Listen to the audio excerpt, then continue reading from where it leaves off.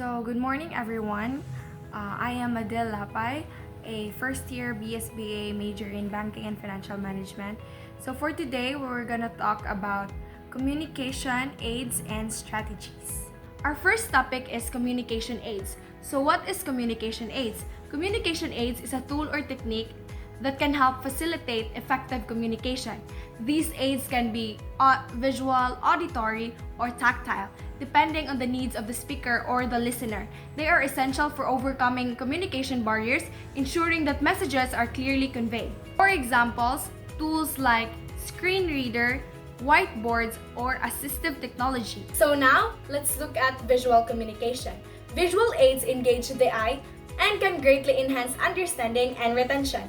Complex information is much easier to grasp when presented in a visual format. Think about how simpler it is to understand data when shown in infographics, charts, or graphs. Examples include maps, posters, and videos. So I will present or play you a video that shows how visual communication is effective in a presentation. And how do they help kids learn? This is Neurodiversipedia, and I'm going to talk about how kids can use visual aids to progress in learning.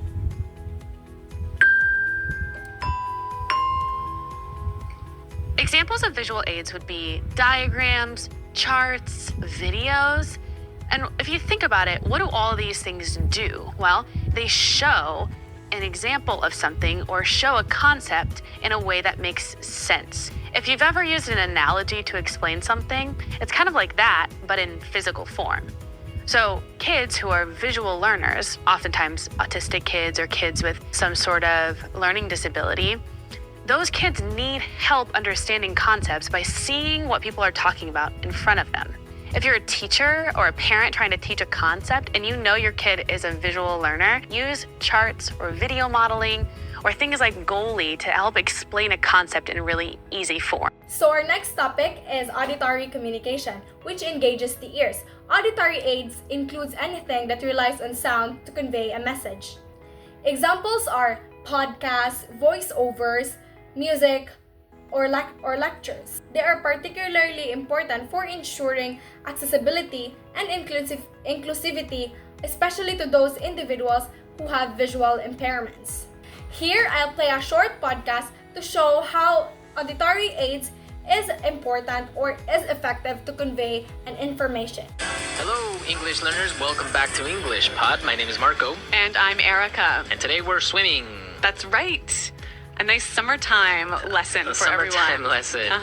Finally, let's move on to our last topic, which is the effective communication strategies. The key strategies includes, first is the active listening. We need to listen actively to the one talking, and if we don't understand what they're talking, we need to clarify things or ask questions for us to understand each other. Next is the using of clear and concise terms. We need to avoid using jargons and just use simple words or terms in order for us to understand each other properly, diba? Next is the non-verbal communication. We need to understand the importance of body language, the tone of your voice when speaking, and of course your facial expression to avoid misunderstanding. Lastly is feedback. So we need to ask constructive feedbacks to each other to ensure that the message is delivered or understood clearly as intended. These strategies help ensure that communication is a two-way process and that both speaker or the listener is fully engaged.